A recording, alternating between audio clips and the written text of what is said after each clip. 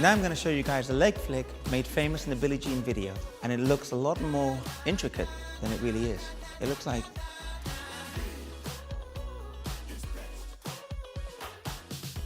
But when you break it down, you're kicking your leg out, out.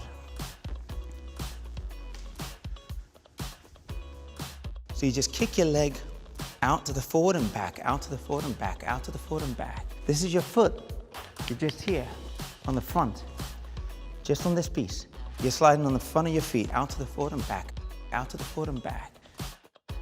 Out, out, out, out, out. And as you're doing that with the hands, you have a bit more momentum with it. It makes it look a lot more interesting. So you go.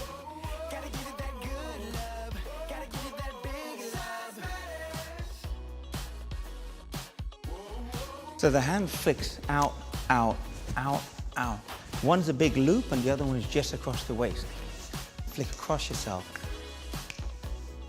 So it's going up, across, across, down, across. It's coming up, down, cross, up, down, cross, up. So it goes like this.